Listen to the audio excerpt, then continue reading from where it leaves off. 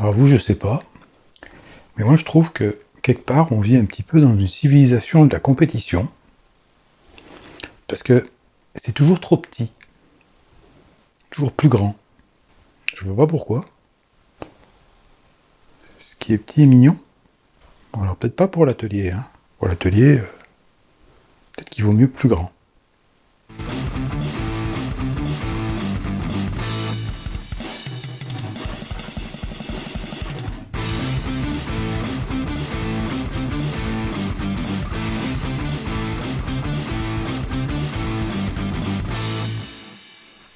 Et salut les boiseux. Donc je vous avais un petit peu teasé le truc dans une vidéo en vous disant on va aménager l'atelier. Donc la semaine dernière, vous avez vu qu'on a posé des clims. Alors il y en a une que j'ai posée dans le salon, je ne vous ai pas montré. Par contre, celle de l'atelier, je vous ai montré normalement à peu près tout dans le détail. Et donc je vais partager avec vous un petit peu les aménagements que je vais faire dans l'atelier. Ça va peut-être pas être super passionnant. En tout cas, il y aura sûrement du bois, parce que j'arrive difficilement à faire quelque chose sans le faire avec du bois. Mais ceci dit, il y aura aussi du béton, enfin, pas de la maçonnerie, mais disons que voilà, il y aura des choses à faire. Dans cette vidéo, on va raménager un peu ce coin-là, voilà, parce que c'est un peu de la place perdue, pour plein de raisons, hein. Peut-être pas rentrer dans le détail, mais en tout cas, je vais essayer de trouver une meilleure manière de tirer parti de ce morceau-là. Voilà, parce que je trouve que je perds beaucoup de place ici.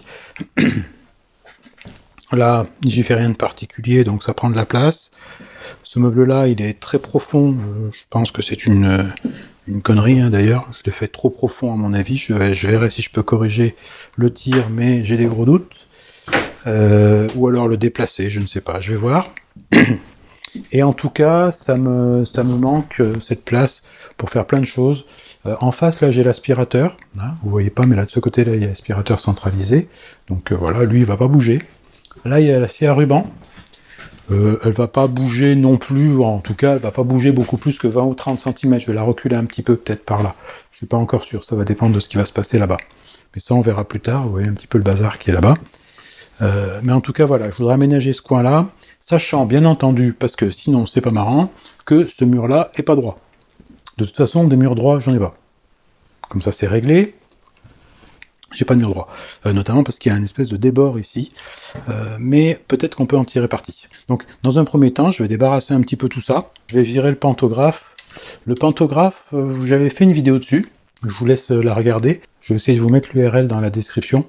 Je vais le démonter, je m'en servirai plus tout simplement parce que maintenant j'ai une CNC, donc ça diminue grandement l'usage de ce genre de truc.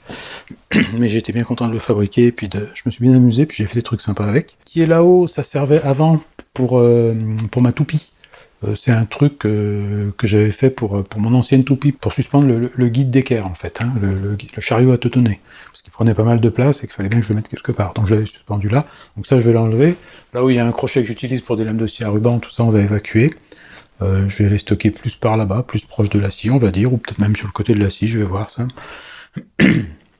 Et ça c'est pareil, c'était pour le pantographe de la défonceuse, donc ça, évacuation également. Et j'aurais dégagé quasiment toute cette zone.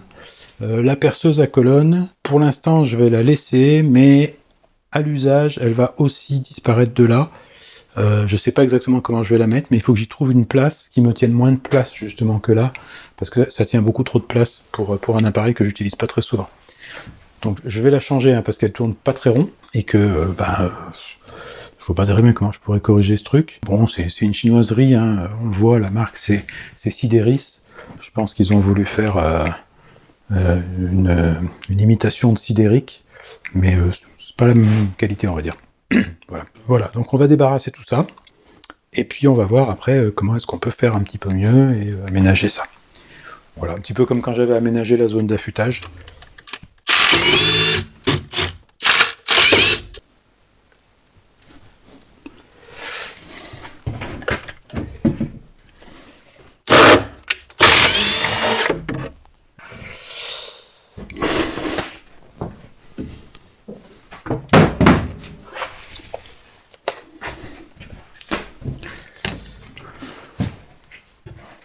On est quand même sur de la récup, d'ancienne récup.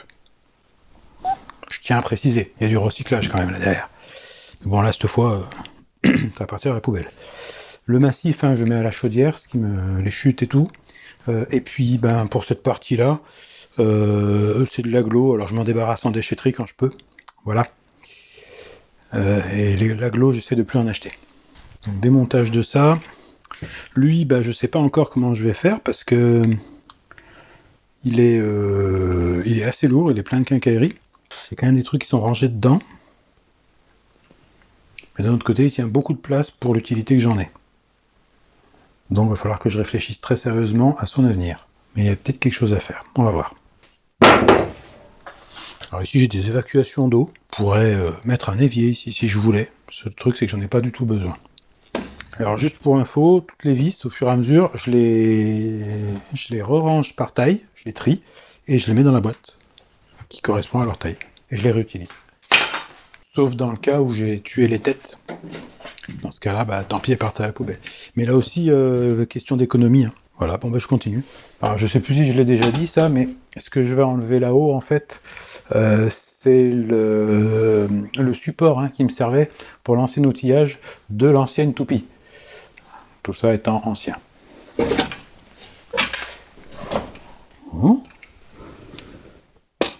Attends, il y a un truc qui brille.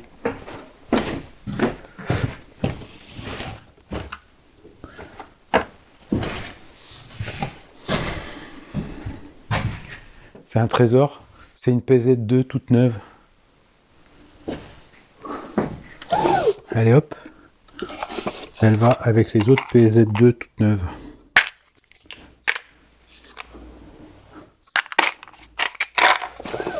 Ah, je suis content de mon coup là. Attends, PZ2 toute neuve, tu te rends pas compte la valeur que ça a des fois, toi. Si tu bricoles pas, tu peux pas comprendre.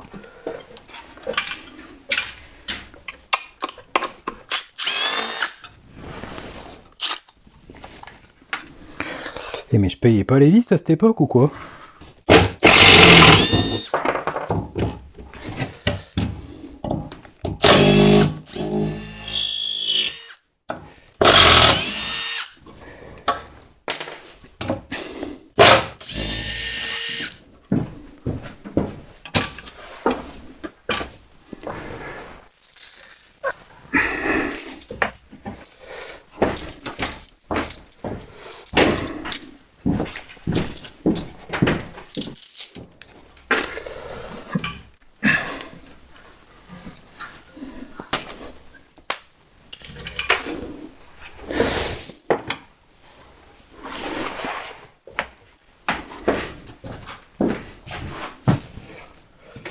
Donc, il va falloir que je bouge le gros patapouf qui est là.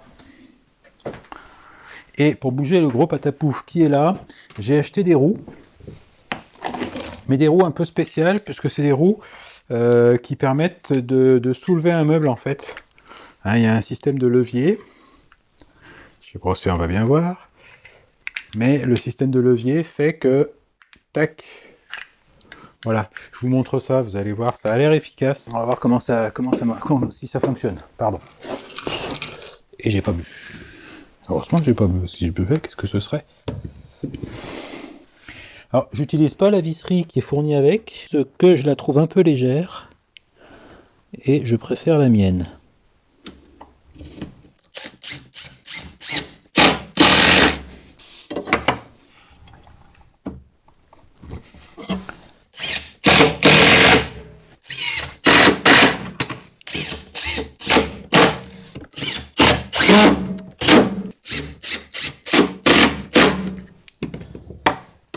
Et on va voir si c'est efficace cette histoire.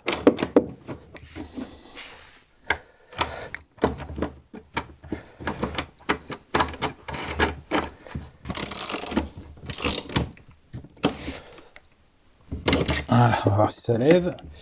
Oh nom de Dieu. Il est pas lourd mon meuble. Alors là, soit je le plie, soit ça lève le meuble. C'est au choix. Ah bah a priori, ça lève le meuble.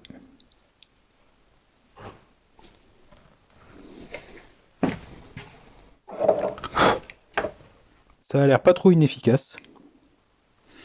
On va le reposer, puis je vais le soutenir un petit peu quand même. l'impression que quand même... Ouais, ça m'a l'air bien hard quand même. Je pense que le pied de biche est mon ami. Parce que j'ai pas envie de tout péter. Où qu'il est mon pied de biche. Bon, alors c'est rigolo parce qu'au final c'est le souk pour le redescendre et pas pour le monter.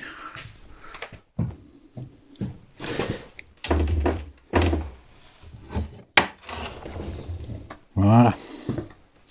Voilà. Bah, je vais mettre les 4 autres. Donc dans le concept, je remonte par ici. Donc j'ai déterminé la hauteur idéale. C'est 143 mm. En fait c'est 140 et je rajoute 3 mm. Donc ça fait 143. Je rajoute 3 mm juste pour que la roue soit complètement décollée du sol quand le meuble est en position basse. Ce qui me permet d'avoir la certitude que la roue elle appuie plus du tout et donc le meuble n'est pas bancal. On sait jamais, des fois le sol n'est pas super plan, surtout chez moi.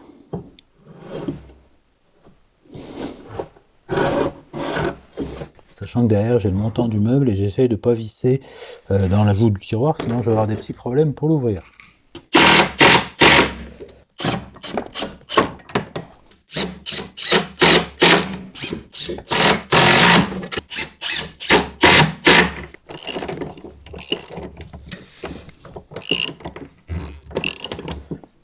Après on aura fini.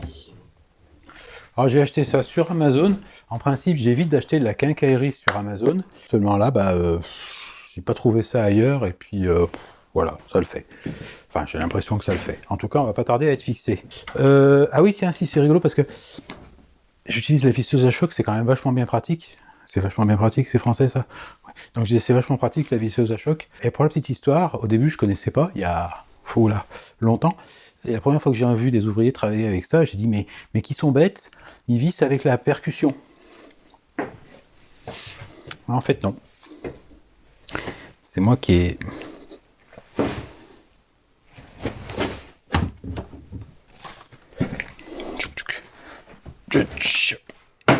C'est redoutable.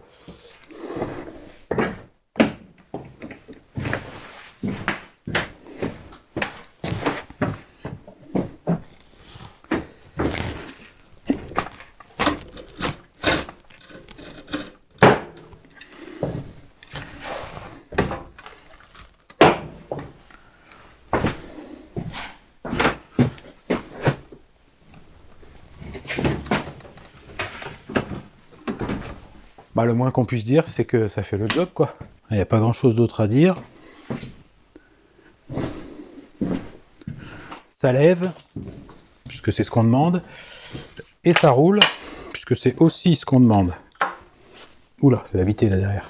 Là, c'est vraiment pour déplacer ça temporairement. J'ai aucune idée de ce que je vais faire de ce meuble par la suite, tout simplement parce que il contient beaucoup de quincaillerie, il tient beaucoup de place. La perceuse qui est dessus, elle tourne pas très rond, j'ai l'intention de la remplacer. Ça a quand même un encombrement, une perceuse comme ça. Donc il va vraiment falloir que je trouve une place dans l'atelier pour cette perceuse, parce que c'est quand même très important d'avoir une bonne perceuse, même quand on fait que de la menuiserie. Il y a plein de situations où on doit percer précisément, des fois avec des grosses mèches, et à la main on fait du boulot un peu moche. Voilà. Donc ça c'est un truc, faudra que je réfléchisse. Mais c'est pas l'objet de cette vidéo. Donc pour l'instant je vais pouvoir pousser ça.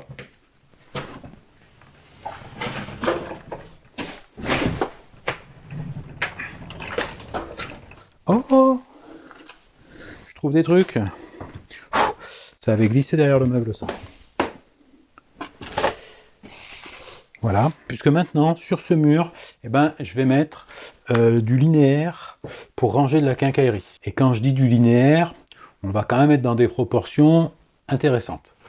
Sachant que le mur n'est pas droit, donc il va falloir que mes étagères tiennent compte de ça. Et ça, c'est la prochaine étape. Donc je vais nettoyer tout ça pour éviter de bouffer de la poussière pendant que je travaille. C'est probable que je vais déplacer ces prises électriques là, au moins temporairement, et puis c'est déjà pas mal. Donc prochaine étape, ça devrait pas bouger ça. Prochaine étape, on va essayer de faire une étagère droite sur un mur tordu, et c'est un peu l'objet de la vidéo, parce que c'est bien gentil de voir des gens qui interviennent dans plein de vidéos, dans des maisons qui sont complètement neuves, avec des murs par un miracle que je ne connais pas, qui sont totalement d'équerre, nickel, plan, enfin, à une géométrie parfaite, c'est bien, mais moi, c'est pas mon cas, et je pense que vous êtes nombreux dans ce cas.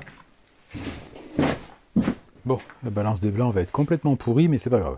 Ah, je vais essayer de vous expliquer un petit peu ce que je veux faire.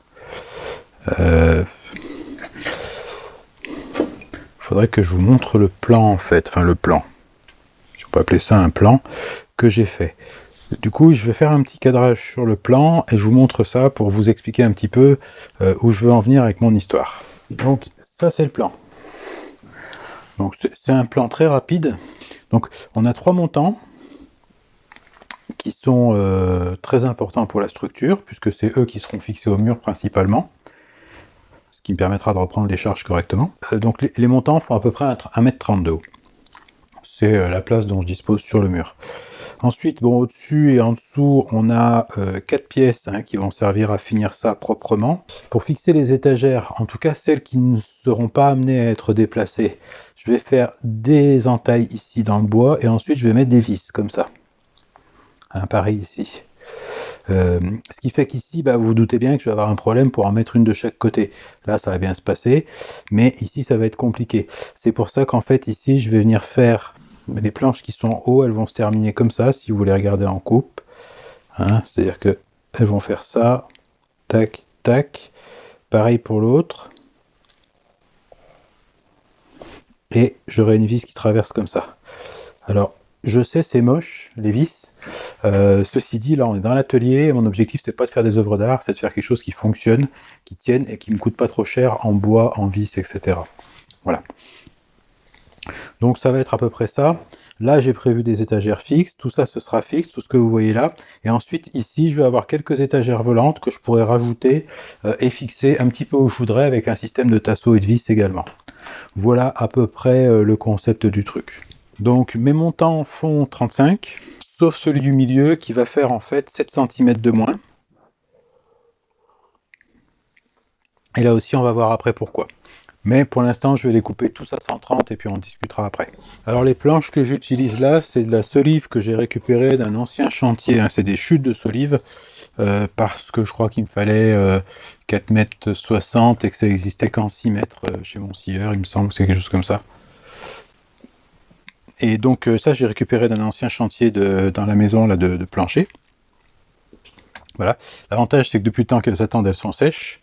Je les ai rabotées ce matin, je vous en ai pas parlé parce que c'est du pur corroyage.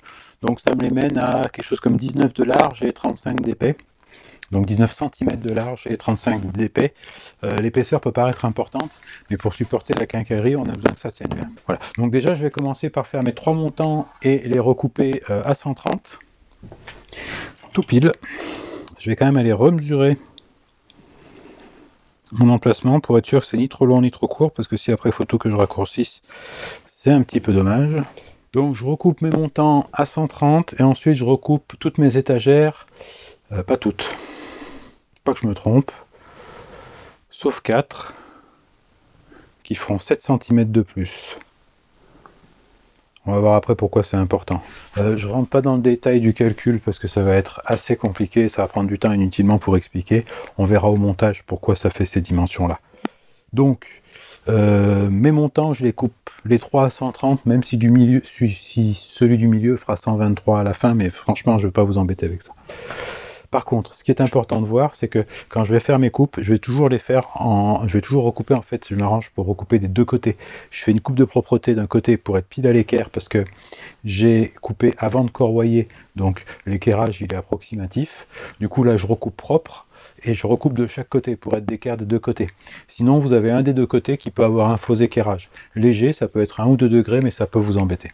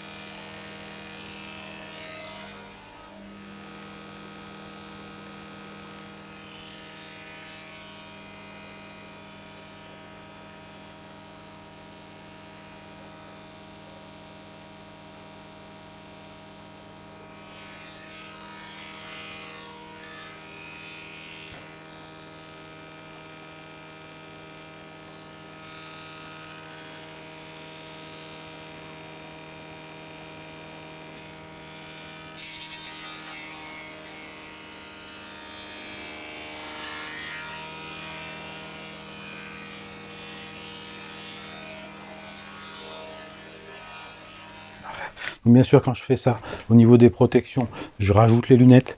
J'ai pas de câble de scie, j'ai pas de couteau diviseur. C'est normal avec ce dispositif. Et je fais très attention évidemment à mes doigts. Vous avez vu qu'ils sont loin, hein, de la lame à rainurée. Voilà. Par contre, c'est extrêmement pratique parce que ça fait des rainures nickel en une seule passe. J'ai pas mis de pare-éclat parce que je suis sur des étagères d'atelier. Voilà. Ce que je vais faire maintenant, c'est que je vais faire sur 4 des étagères, je vais faire du mi-bois pour faire mon assemblage au milieu. Ça, je vous montre après parce que là, c'est un peu compliqué à expliquer comme ça. Mais en gros, il faut que mes deux morceaux de bois viennent se superposer comme ça. Il y a une vis qui va traverser, que ce soit en haut ou en bas. Donc ça. Et de l'autre côté, il faut que je vienne diminuer les épaisseurs de mes étagères et que je les ramène à 20 mm. Donc je vais faire ça toujours avec le même outil. Pour ça, je regarde combien font mes étagères de haut. Elles font 113,5. Et donc pour faire déjà mon mi-bois, forcément il faut que je vienne récupérer 35 mm, donc que je descende à 110. Donc 110, là je l'ai réglé de façon à descendre un tout petit peu. Donc, je vais vérifier à combien je suis, mais je suis à 16,7 et il faut que je sois à 17,5. Donc là, tac, 7,49. On n'est pas à un centième. Hein.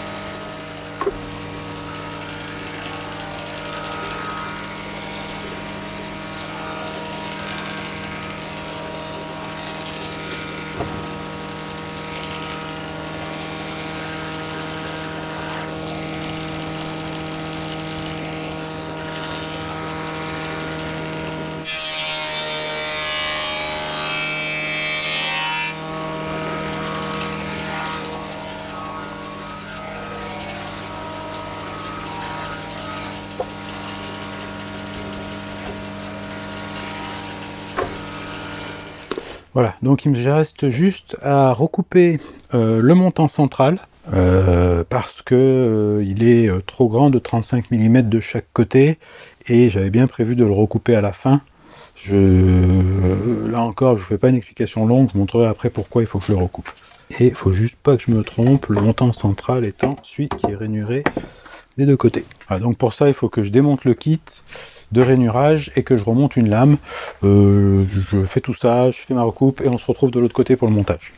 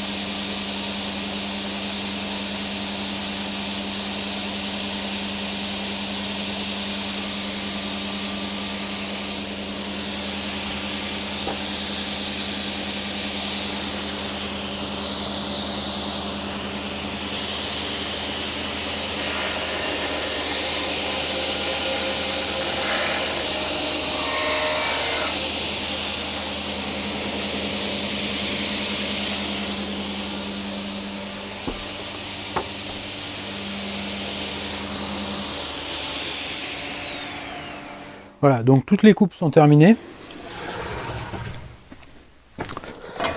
Je vais aller faire un petit montage à blanc, et puis je vais m'arrêter là parce qu'il est tard et que ensuite il faut que je fasse le montage de cette vidéo.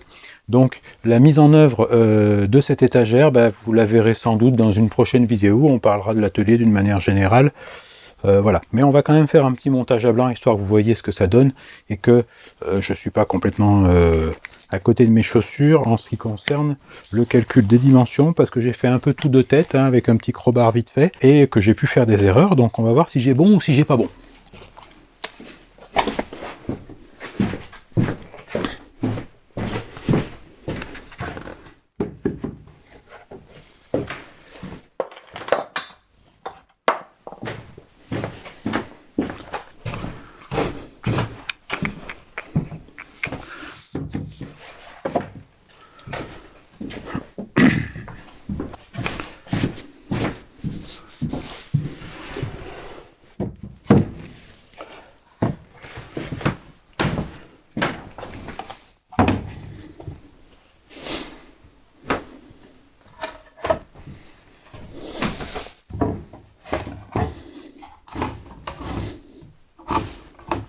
Donc on est en face, ça c'est plutôt une bonne chose.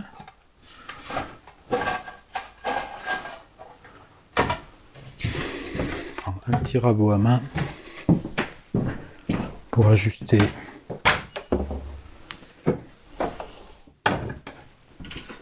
Ce sera plus facile de les rentrer, je pense.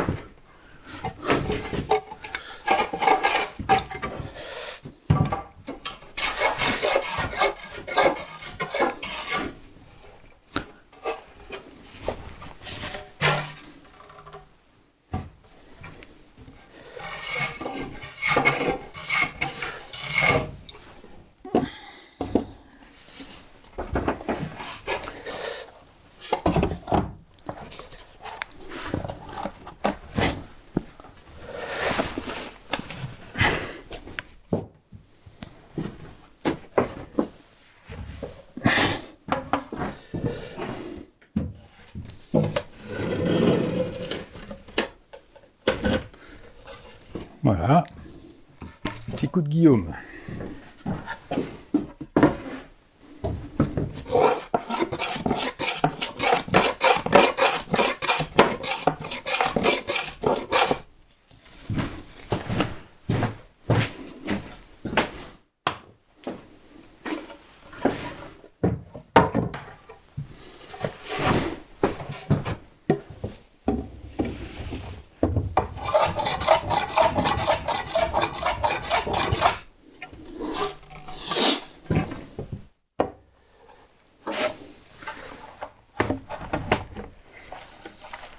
J'ai envie de dire, ça change la vie. Hein.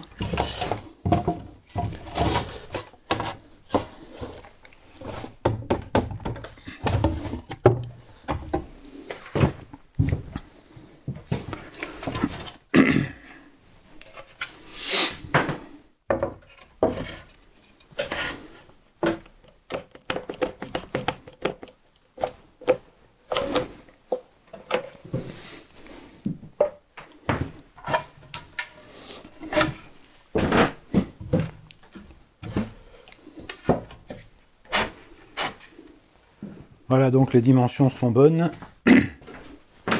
Hein, c'est pour ça en fait qu'il fallait que je recoupe ça en haut et en bas pour avoir ça qui vient par-dessus correctement. Alors pourquoi pas mettre une seule grande planche en haut? Bah, la raison elle est très simple, c'est que j'avais pas de planche de cette taille là, donc j'ai fait avec ce que j'avais en récup. Donc ça me fait quand même 2 mètres, presque 2 mètres 20, 2 mètres 20 de linéaire dans ce sens là. Ici pour l'instant je mets rien parce que je viendrai visser sans doute des étagères supplémentaires, mais je sais pas encore à quelle hauteur, donc ça je peux le faire quand j'ai envie en fonction de mon rangement. Pareil là entre les deux, hein. Donc à mon avis, ça, je vais le laisser dans son entièreté pour ranger des objets assez hauts. Donc des cartouches de mastic, des choses comme ça. Je sais même pas si elle rentre là en haut, une cartouche de mastic. Voilà, ce genre de choses. Parce que sur, par exemple, le scellement chimique, je laisse la cartouche en haut, enfin je laisse la canule en haut, et ensuite je l'enlève juste le jour où je veux finir la cartouche, je l'enlève et j'en mets une neuve à la place. Bon, ça, c'est autre chose encore.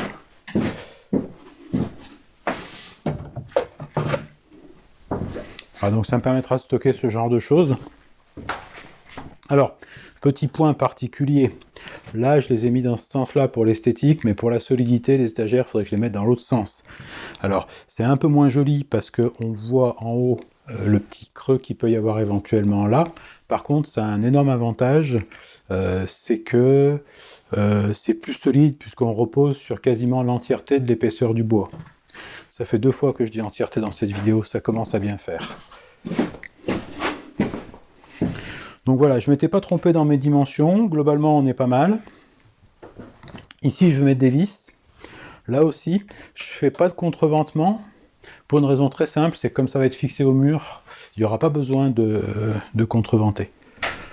Voilà, donc à ce niveau-là, il y aura des vis qui vont tout traverser, type vis de charpente, donc assez grandes, et qui vont être en bois debout, c'est pas très grave, on est sur une charge, voilà, on est en appui. Ça sera un peu plus embêtant dessous, je verrai à l'usage si j'ai besoin d'un renfort ou pas, mais je pense qu'avec ce type de vis, théoriquement non.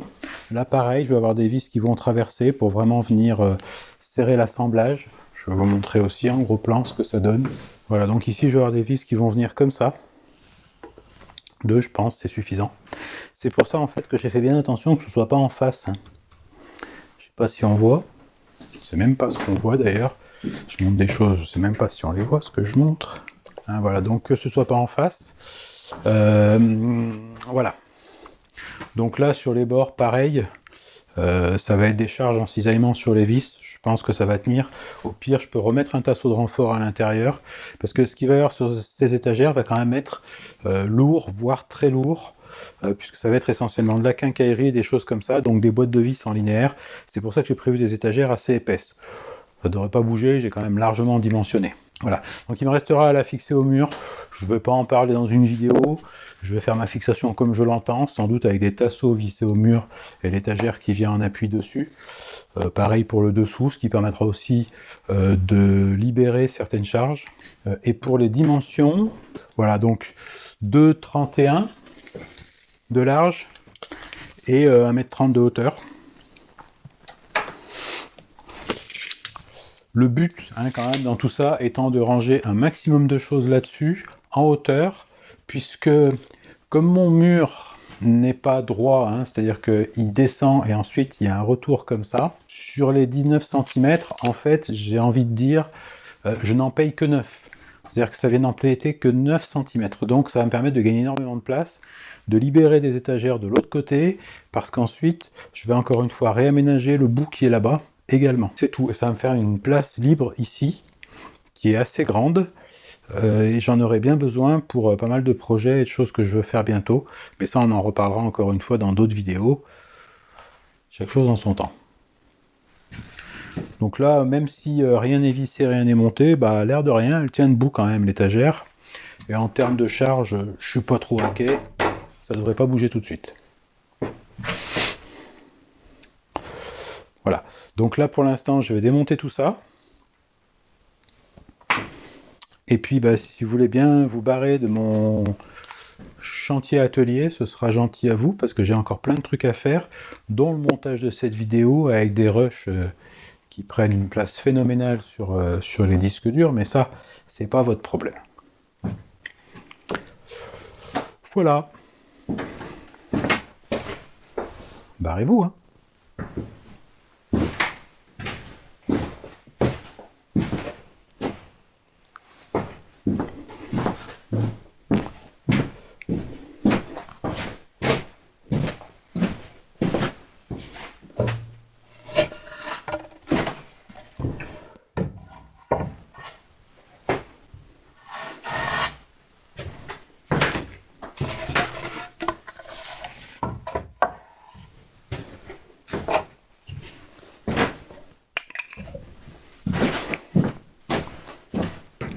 On se croirait chez Ikea.